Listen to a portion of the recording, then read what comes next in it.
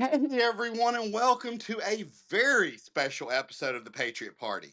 Today we are kicking off a series called Fixing America.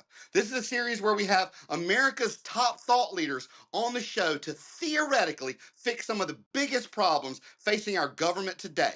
Today's guest is no other than the creator of audiobook series Giants of Political Thought, Mr. Crom Carmichael. Crom, it's great to have you on the show.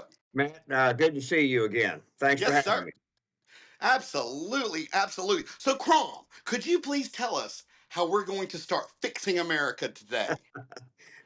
Well, Matt, the last election, I follow elections, and I particularly am interested in election strategy, and it is very clear that the Democrats did extremely well in last Tuesday's election, and they ran in New York, they ran in New Jersey, they ran in Virginia, and then they ran in other submarkets on claiming, and I believe their claim is accurate.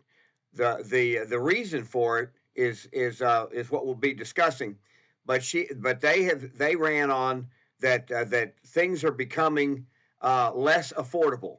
So their big phrase was affordability. That things are not affordable. The grocery prices are going up, housing prices are going up, energy prices are going up, healthcare prices are going up, everything, all prices are going up, and wages are not keeping up with that. And that is all true. Now, then what I did was I also noticed the day after the election, it might have been 2 days after, Nancy Pelosi announced that she was retiring. And so it was on the news that she started in Congress 40 years ago in 1985. And then the news reports talking about what a great leader she was and how effective she was, and that so much we have to, people who have benefited from government should thank Nancy Pelosi for all of her hard work and accomplishments. And so I thought what I would do was I would go back to 1985 and I would look at certain things and then compare those certain things to 2025. And then I would say, okay, if Nancy Pelosi was so effective in doing things, then what has happened between 1985 and 1925 should be laid at her doorstep, and people should either applaud her or should criticize her for what she actually accomplished. And so here's just a few little data points that are really quite fascinating, that get to kind of the heart of, we have to, before you can fix America, you have to know what the problem is. You have to identify the problem. So in 1985, total federal spending was $946 billion. It is now over $7 trillion. So it's gone up more than 7 times since 1985. Federal debt, when Nancy Pelosi came into office, was $2.1 trillion. Now it is $38 trillion. It's gone up 19 times. We can thank Nancy Pelosi for that, because Nancy Pelosi voted for every single increase in spending. Every one. $1, by the way, in 1985 would be worth $3 and a penny today. So inflation has been 300%. Now, you can make the argument, and I would agree with you, that some things have gone up a lot more than 300%. But I'm just giving you the data according to the federal government. I would say that's the average. Some things have gone up more, some things have gone up less. Yeah, I'm just saying. So that's where you are. So then median household income in 1985 was $23,600. And in 2025, it was $83,000. So if you take that $1 and convert it to the $3, then that means the $23,600 would be $72,000. So real income has only gone up from $72,000 to $83,000 in 40 years. So real income has not gone up that much, but it has gone up. The question is whether or not the percentage that people are having to spend on basic items, whether or not those percentages have changed. And Matt, this gets to the heart of the issue. So let me get into this in just right now. Groceries in 1985 we spent $186 billion as a country on groceries. Now, our population has grown 35% approximately since 1985. So if you add 35% to that, then you get up to around 240 billion. Today we're spending $1 trillion on groceries. So that's more or less in keeping with inflation. Groceries has gone up at about the rate of inflation. Eating out, that's on groceries. Eating out has gone from 168 billion to 1.5 trillion. So eating out has cost more. Now, it may be more popular, but it also may cost more. A house in 1985, a median house was $82,800. Now it's $462,000. So housing prices have gone up 700%. College tuition, $4,900 in 1985. Now the average is $40,000. So it's gone up almost 9 times. Health insurance, this is the big one, and this is the key that I want to really focus on. In 1985, the average family spent $220 a month on health care. Now the average family on just the insurance premium costs $2,100. And that doesn't count the deductibles. Energy, the total amount we spent on energy as a country was $440 billion. Now we're spending $1.6 trillion. But healthcare as a total, and this is what I want to focus on. Healthcare was $425 billion. Healthcare is now over $5 trillion. So here's what the deal is. Do people who work in grocery stores or who deliver groceries to the grocery stores, deliver the food and the produce, does somebody pay for their health care? The answer is yes. Somebody pays for their health care. And the cost of that health care has gone from $200 a month to $2,000 a month. And so the cost of doing everything is going up, not because all the other costs are going up. It's because healthcare costs are now so big and going up so fast that they are literally shrinking the amount of money that people have to spend on anything other than healthcare. Healthcare now it represents $2,000 a month for the average family, and that doesn't count the deductible. And all of that, for example, a new home. Everybody who works on building that home has health care, and their health care costs have gone up tenfold. So that means that the cost of health care is embedded in the higher price of that house. So everything that takes human beings to produce, you see a huge healthcare component in the inflation. But for the average person, the fact that they have to spend so much more of their income paying for health insurance, it means they now have less to spend on everything else, which drives to the affordability issue. So now what we need to focus on is, okay, are healthcare costs as high as they are because the system is delivering high quality health care that's benefiting people? And the answer to that question is a resounding no. Of the $5 trillion that we are now spending, and by the way, if you go to the search engine to ask how much will healthcare costs go up next year, the average I get in the search engines is 8%. We just did a story last week, not just healthcare insurance in general, car insurance and healthcare. Car insurance has been outpacing inflation by double every year, and healthcare for everybody on Obamacare is going up almost 30%, 26% next year. So it speaks right to what you're saying. Yeah. Now, but here's the problem, and this also gets to the opportunity. Of the $5 trillion that we are spending on healthcare today, $2 trillion of it approximately goes to the providers. $3 trillion is the third-party payment system. It's the insurance company's costs of running the whole system. Now, when you go to the gas station and fill up your car and get $50 worth of gasoline, the third party payment system takes $1, your debit or credit card takes $1 of the 50 and sends the other 49 to the gas station. In healthcare, 60% goes to the insurance companies to run the third party payment system. Only 40% goes to the gas station or to the providers. And this problem is getting worse as Obamacare gets more and more expanded.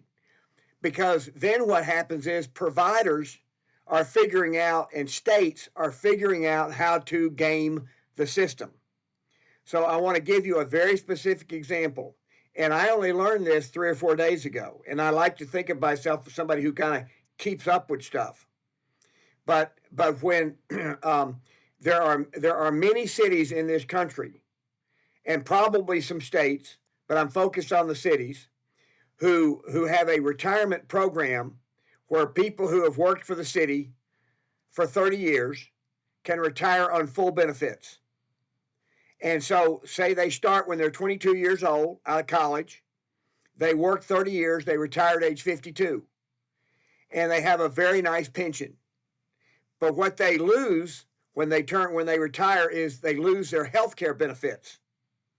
And so what the cities have done, especially the ones controlled by Democrats, they have passed legislation at the city level that says that once you retire, the city will pay for your health care benefits until you reach Medicare.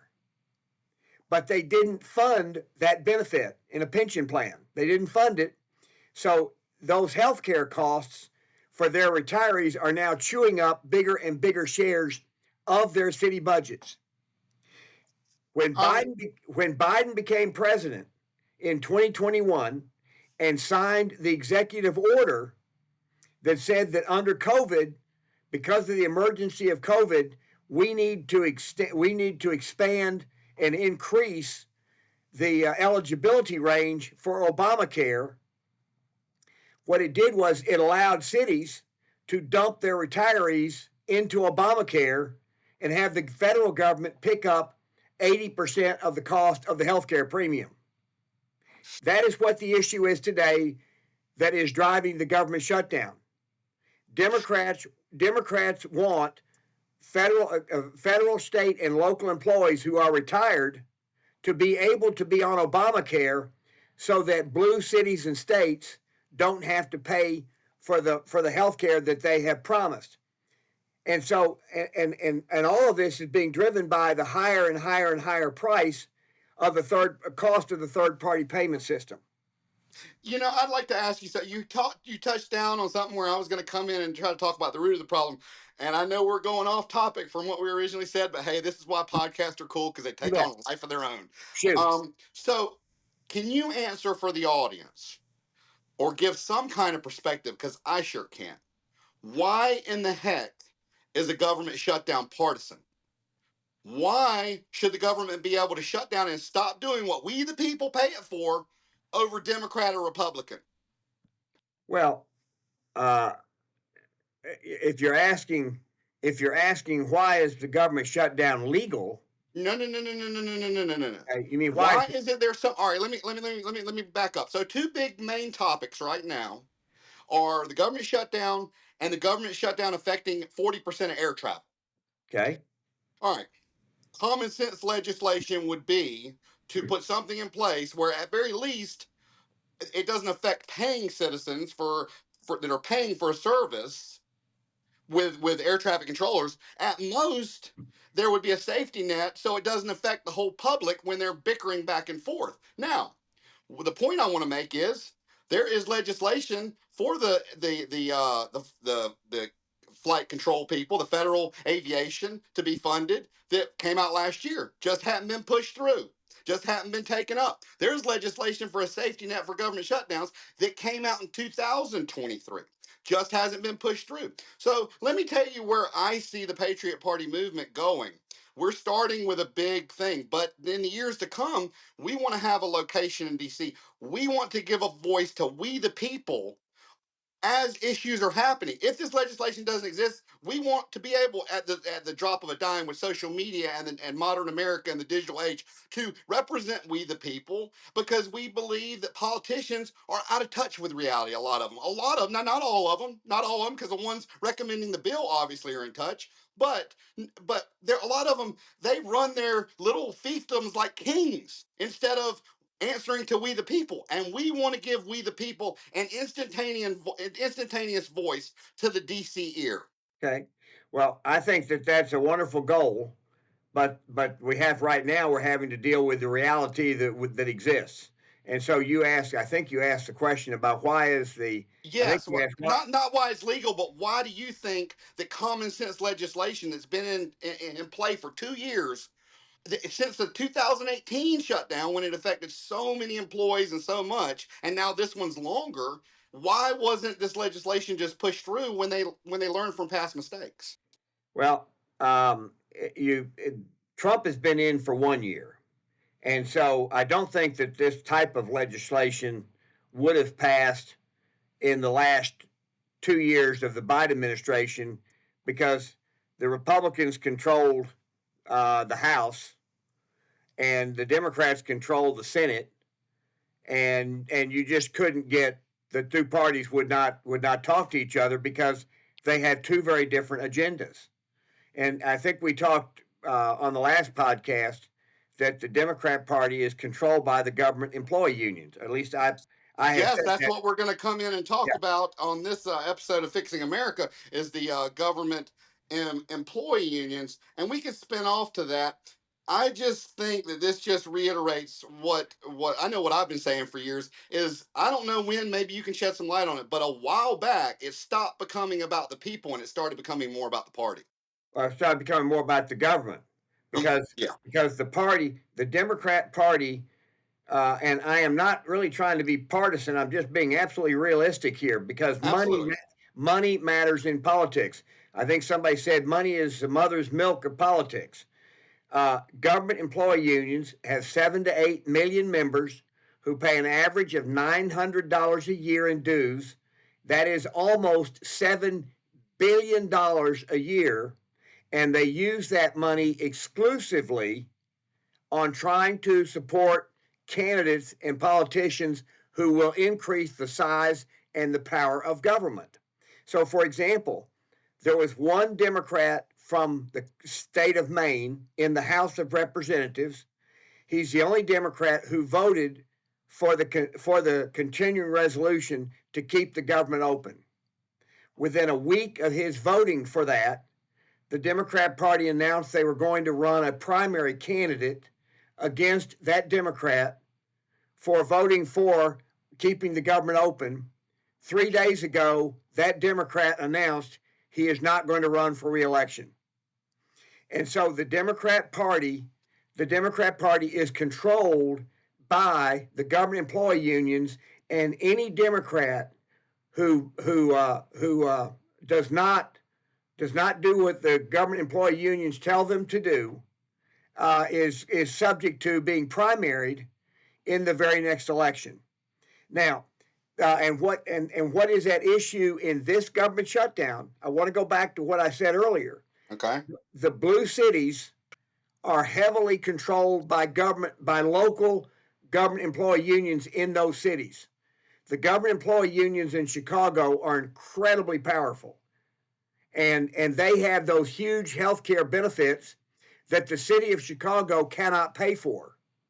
And so the city of Chicago is trying to dump those benefits into the federal system, and so that's why the Democrats will not reopen the government until Republicans agree to lift the ceiling on Obamacare eligibility, so that government employees who are retired but not eligible for Medicare can be dumped into that system, and now federal taxpayers are now paying for their health care benefits, which now are extraordinarily expensive.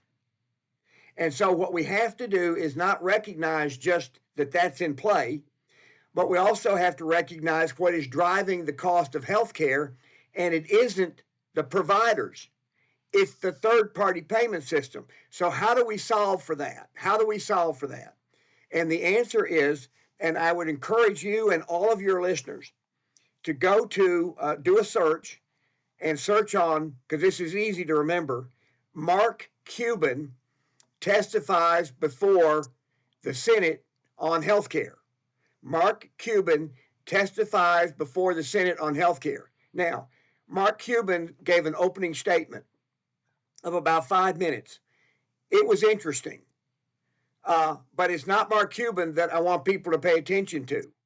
The next guy who gave his opening statement is a guy named Keith Smith. Keith Smith I think it was 1997, opened a hospital in Oklahoma. That hospital does not take insurance. That hospital provides surgeries for 1/6 of the cost of the other hospitals in the same market. 1/6. Because it doesn't take insurance.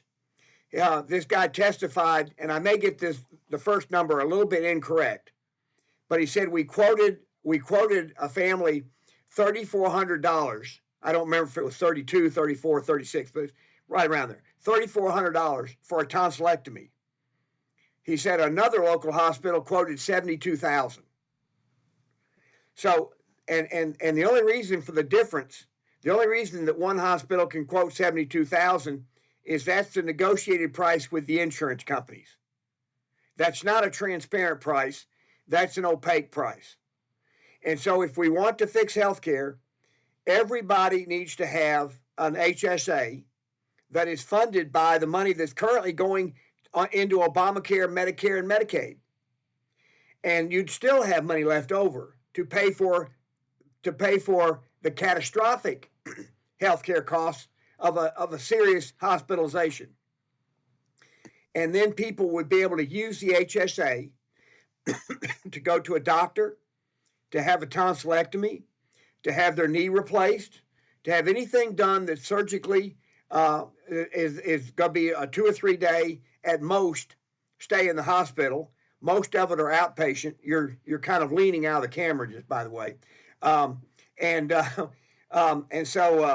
So at any rate, if you did that, then for lower income people and for younger people in particular, younger people are having to pay $2,000 a month for health care that they never use because they're healthy, but they're forced to pay it.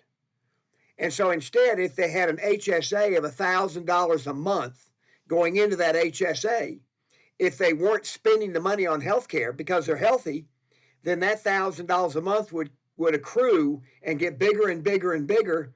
And then by the time they're 30 years old or 32 years old, they would be able to use the money in the HSA for the down payment on a house. That's some really good advice. Thank you. And what I'm trying to do is I'm trying to say that we don't need to be spending $5 trillion on healthcare in the aggregate. We need to be spending $3 trillion. That's a $2 trillion savings.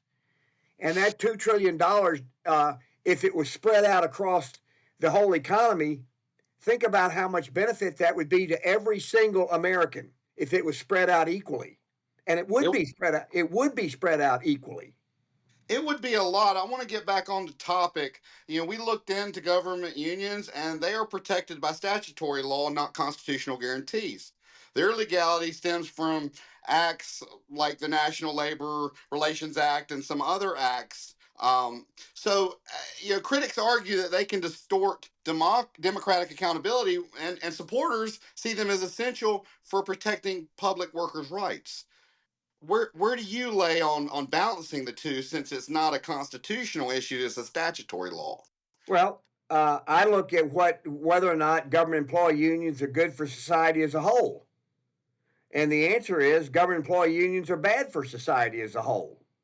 They may be good for individual government employees.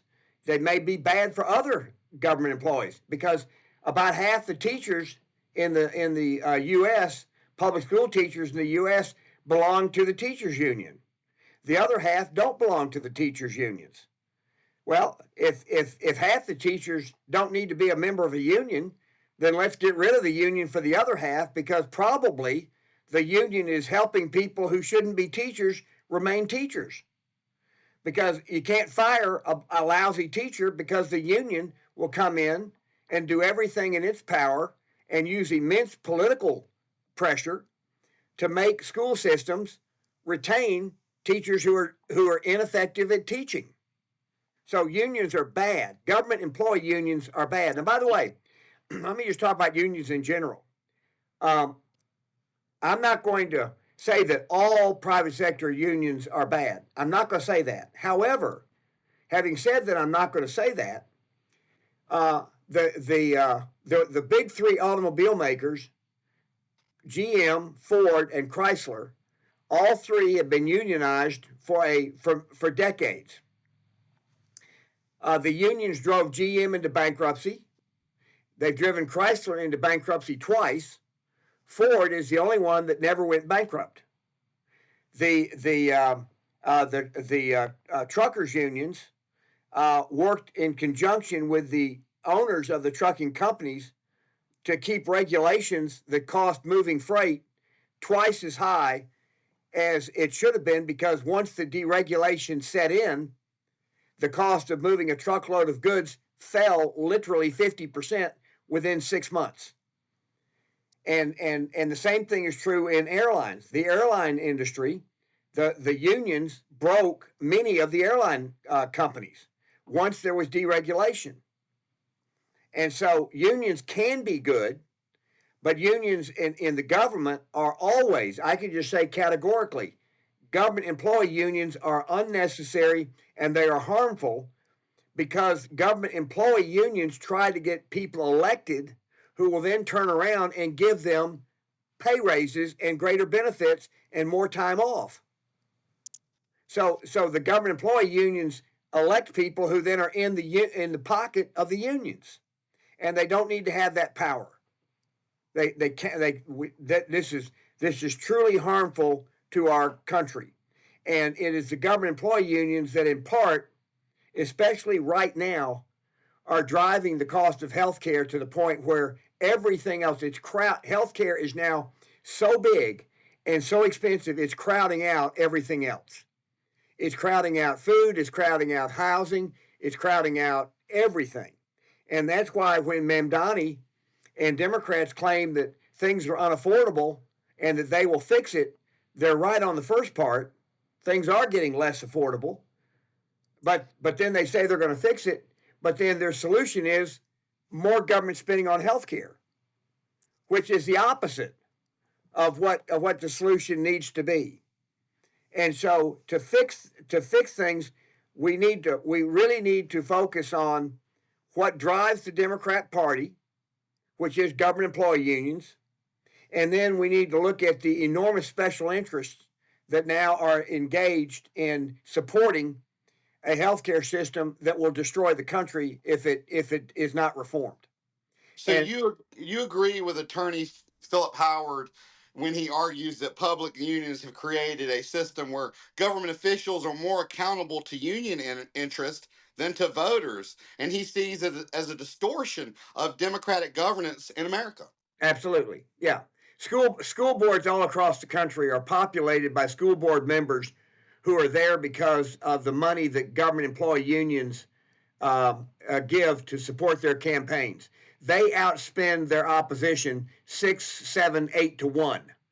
And so then they become school board members, and they get a bunch of other benefits for being a school board member, who then supports greater and greater spending on education rather than looking for more and more accountability. Let me go back to what I said earlier, is that college tuition has gone from $4,900 to $40,000 in 40 years. And by the way, college administrators most of them are now unionized. So they are now interested not in providing a quality education for the best possible price. They're interested in getting more and more tuition dollars and more student loans at higher amounts, because that benefits them. Don't you think, though, one of the big issues, and I spoke about this when I was on another podcast the other day, is that we have gotten away from a merit-based society, and now mediocrity is okay. You don't have to do your job. We got government officials who go in there, don't do anything, and look at you like you're crazy for wanting to do their job because they know it's like a lifetime appointment. So don't you think it would be good and help with proficiency and spending, and maybe even help with these unions, if we had a merit-based everything within the government, like they did, progress reports and all that stuff? You couldn't just go in and not do anything. Well, you raise a very interesting point, and I'm gonna push back on what you said just a little bit in this way. Okay. I'm gonna make a statement here that human beings do not like change. Generally speaking, I'm making generalizations here that I believe I could support in an argument. Human beings do not like change. They do not like increases in productivity as a natural thing. They don't like that. Government is inherently inefficient because there is no competition. In the private sector, what causes companies to become more efficient over time is if they don't, they go out of business because there's another company that does. So it is competition that drives the private sector to provide better services at the same price or the same quality product at a lower price. It's competition that does that. And it is also the fact that competitors can see what each other is doing that causes them to make their own adjustments. Government is a monopoly. So government cannot look at itself and see how to improve itself because there's nothing to compare it to. And so all these things that you're talking about, having grading and all this other stuff, that's not the nature of government, which is why we want government to be as small as possible. That's what we want if we want society to become more prosperous over time. Because prosperity over time is a function of innovation and productivity. Government is inherently not does not lean toward productivity. Okay, let me ask you this, and maybe you can add something that I can't. I've given it a lot of thought on the U.S. being run the same as a business, and the only thing I can find that wouldn't coincide with what you do as a business is, as a business, when you go in business, you're inherently trying to grow. Well, we don't want to grow government, but everything else should be adopted. Well, I'm going to answer your question this way. Government is a monopoly. Back in 1979, I was riding on an airplane, and I was sitting next to a senior executive from AT&T. Now, at that time, the Carter administration, Alfred Kahn, had gotten, he was called the deregulation czar. He deregulated the telephone industry, and he broke Ma Bell, AT&T, he broke it up into the baby bells so that there would be competition among the phone companies. There was only one phone company, and it had no competition. It had a national monopoly by law.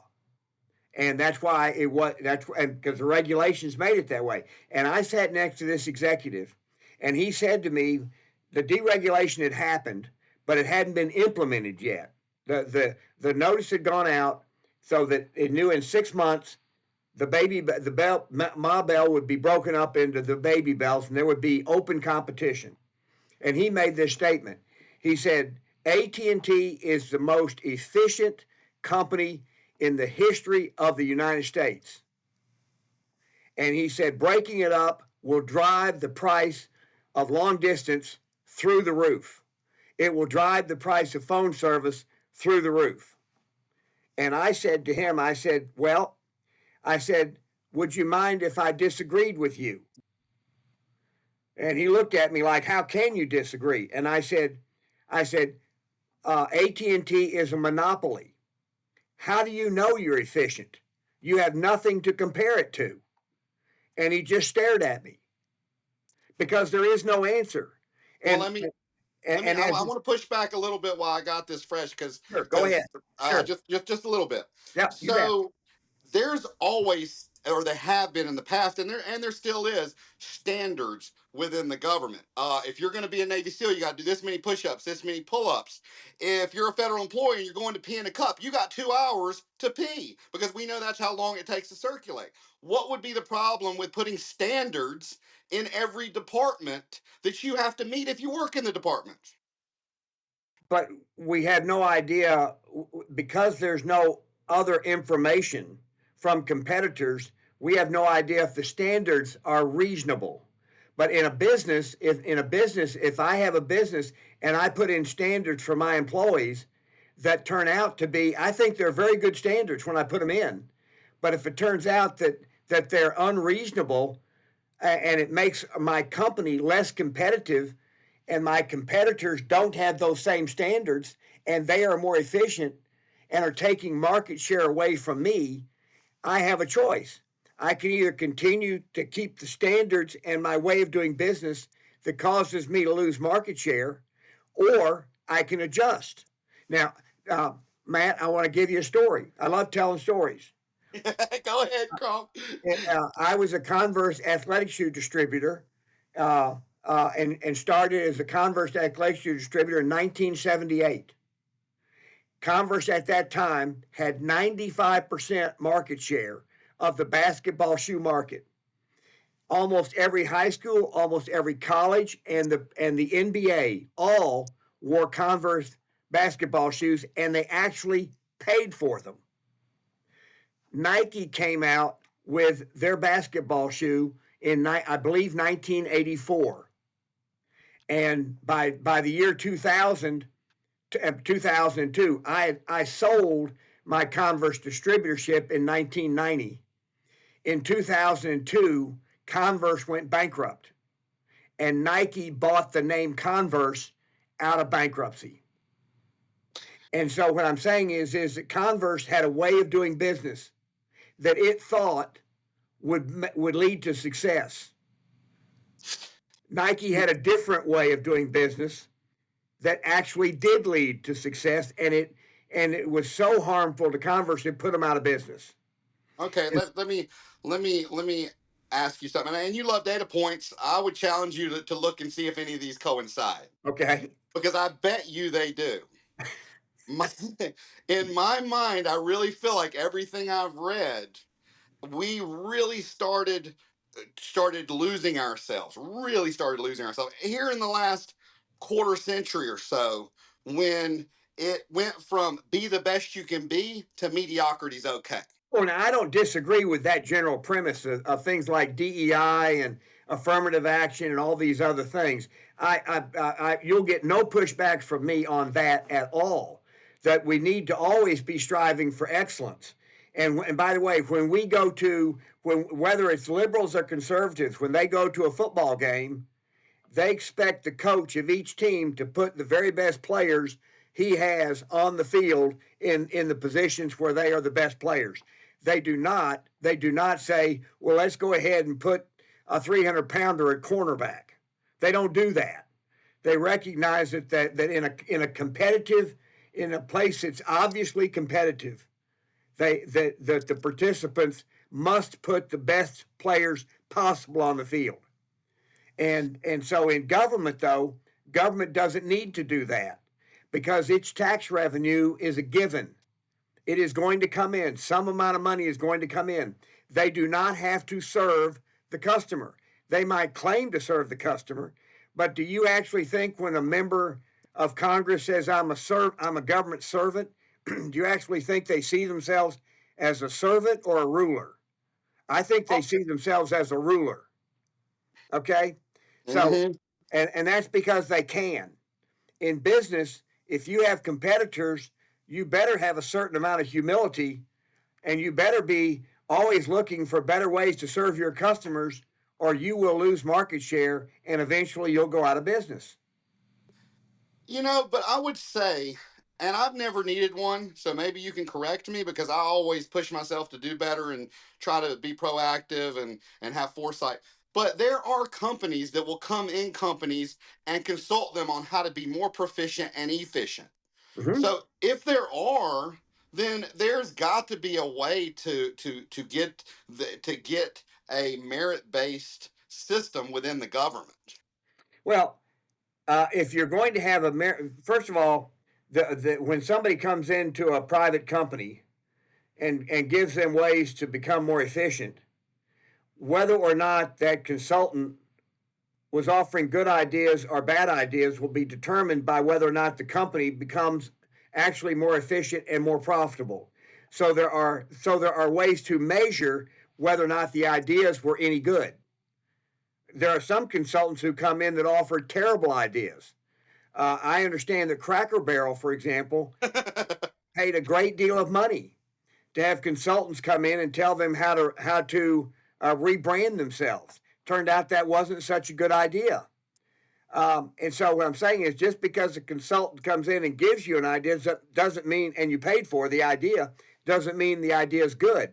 Only through trying the idea and finding out whether it works or not will you know whether or not the idea is any good. Government doesn't get pushback if it does allows the idea, if the idea it has doesn't work. And so we should be focusing on not having government be as efficient as possible, but having government being as small as possible. And that's what our Constitution, what you're all about is the Constitution, which I absolutely applaud you and love you for that. Thank you. Our Constitution, when it was drafted, was designed to do two things: empower the national government, because the Articles of Confederation had failed. So to power the national government, to empower it, and to constrain it at the same time. So it was we're going to make you an entity, we're going to make you the national government, but we're going to limit what you can do. And over the years, we've gotten away from we're going to limit what you can do. And we left that was what was called states' rights.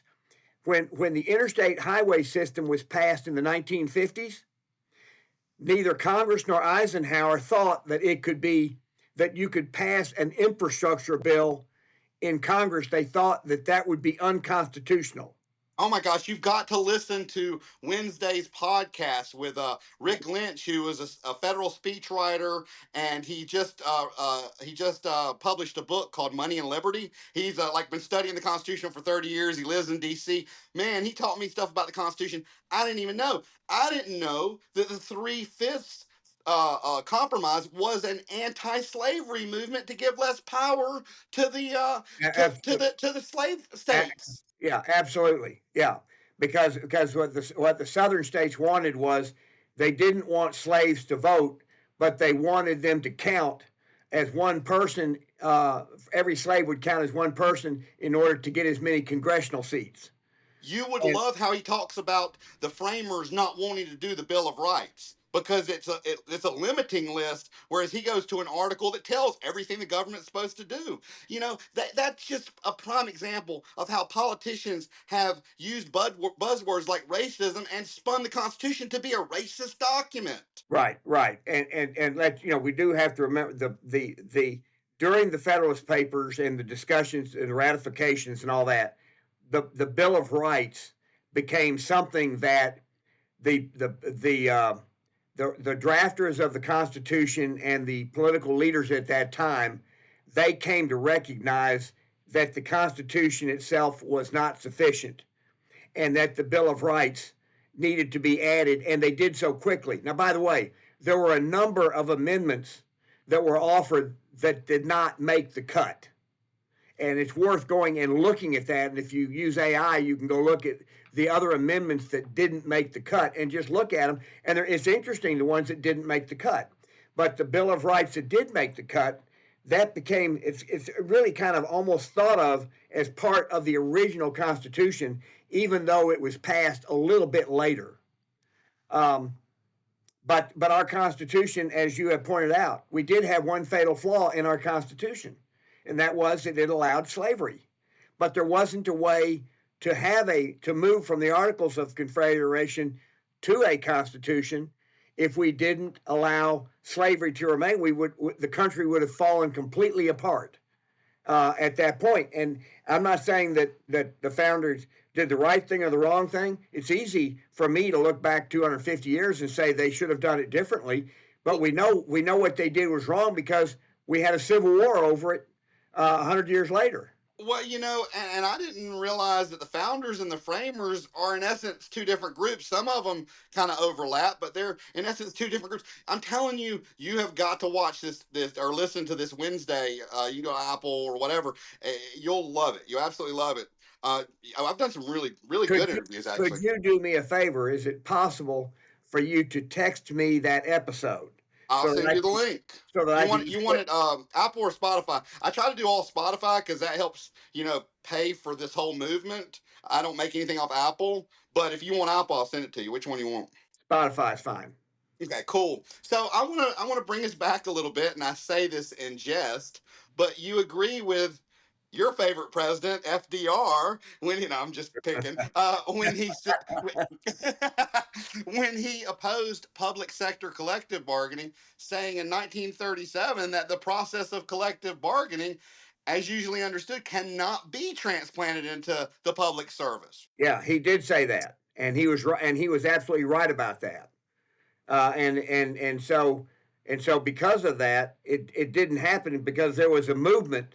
There was a movement, and the head of the AFL-CIO also said the government sector should not be unionized because then government employees would be funding the people who would give them what they want. And they said there's nothing that keeps that from happening. And then Kennedy became president and signed an executive order in 1961 allowing government employees to unionize, and then it was passed in a statute under Lyndon Johnson a few years later. Now, you do point out government employee unions exist by statute, so they can be eliminated by statute. I believe, but I am not certain, that government employee unions who exist, for example, in Tennessee, I believe that our state legislature could pass a law, a statute, to eliminate government employee unions in the state of Tennessee for state and local government employees. Let me get your thought on this. Are you familiar with the Wisconsin Act of 2011 that I am not. restricts collective bargaining? Okay, so what they did in Wisconsin is they restricted collective bargaining to base wages. They required annual recertification votes, and they prohibited automatic union due deductions.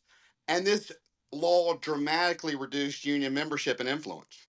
Has Wisconsin repealed those? Since that was during Scott Walker's governorship, and there I was mean, that's recent. I don't think. I mean, when you mentioned AI, and I have embraced AI, everybody talks about being scared of it. I have 3 windows open with 3 different AIs using them against one another. No, that did happen, and that was Scott Walker was governor of Wisconsin when that happened. But since then, the Democrats have taken the governorship, have taken the Supreme Court, and I know they have at least one of the 2 legislative chambers. And if they have both of them, it would not surprise me if that statute has been repealed. Maybe it hasn't, but Indiana did something very similar when Mitch Daniel became the governor, and that was actually before 2011. And he slipped into the first bill that got passed that unions would not have their dues withheld and given to the unions. They would go to the government employee who could then voluntarily decide whether or not to contribute. And the money that went to the unions in Indiana dropped by like 70 to 80% over the next 5 years. But I still think that states could, if they chose to, could by statute eliminate the unions altogether. And by the way, if you eliminate teachers' unions, there are a lot of good teachers. There are also some teachers who are not very good. But more importantly, there are curriculum committees that force a certain curriculum. And I'm not trying to get into the gender educational debate. Yeah. talking about whether or not the curriculum is effective at teaching reading, effective at teaching math, because every single child learns at their own pace and in a certain method. So you can't group teach children. You can't group teach adults for that matter. And so consequently, our educational system thinks more in terms of numbers than it does in terms of individuals. And there's a company that is using AI to educate teachers, educate students, where the students are using AI to do all of their homework and all of their lessons, and the teacher is the coach. And they are seeing incredible results because each student moves at the speed that that student can move.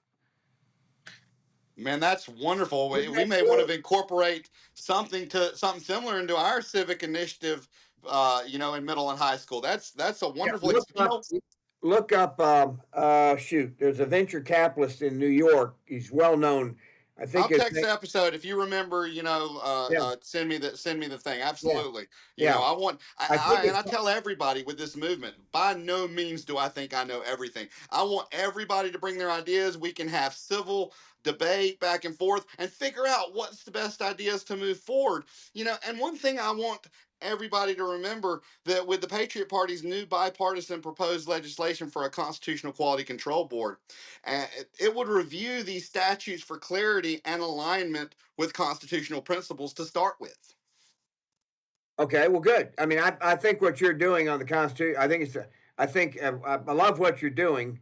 It's going to be getting through the political process. That's another matter, but you know that you're not. You know you're not tackling something easy. I think if Absolutely. you look up, I think it's called the Alpha School. The Alpha School? The Alpha School. Take a look and just see. But I think it's called the Alpha School. It was started in Texas, and what they do is they have every student moves at their own pace. But as they move through the curriculum, they're moving at a faster pace because they're moving at their own pace, and the teachers are very well paid, and they're coaches. So that when a student is stuck on something, they come and ask the teacher, and the rest of the time they're studying on their own, which means they're also learning how to problem solve. Well, did you see, and this just shows you what AI is. I mean, Elon knows, which there is a correction I want to make to our audience because we do push truth. And me and you were both wrong. And I went and looked it up because something was just nagging at me. But when we talked last time, we had talked and said that Elon wasn't the CEO. He hired other CEOs. It's actually not quite correct. He's the CEO of Tesla, of SpaceX. The only one he went and hired another CEO for is X. And actually, Tesla just approved $1 trillion pay package for Elon worth of stocks because when he got out of the government, he started going in this arms race with AI to catch up with everybody and neglecting Tesla. And they want him back because they need him. And I'm like, I think he's smart. Is huge. The growth potential is unlimited. I think it's going to do better in electric cars. Nvidia just hit 5 trillion. They Yeah. come up 2 trillion in the last year. Right, right. No, well, Elon, I think that he's got a company that digs tunnels called the Boring Company, which is it's a funny name.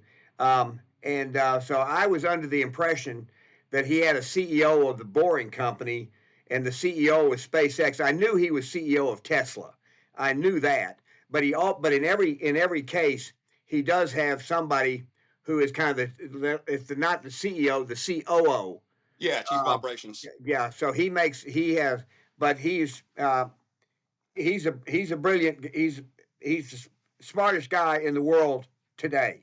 Well, that's our next hope, and I know this might be overambitious, pie in the sky, but with our next campaign, we're actually reaching out to him because he is a huge advocate of the Constitution, First Amendment, Second Amendment. He's the reason, really, on social media that we have the kind of First You, Amendment rights you bet. that we have. So we're going to reach out to him on our next campaign, and man, we'd love to have him on board. That would be huge. Oh my gosh, yeah, yeah, yeah. Well, I have super enjoyed talking about this particular issue that is now it's the fact that healthcare spending next year is going to grow 400 billion. It's getting to be so big now, it literally is crowding everything out now every year.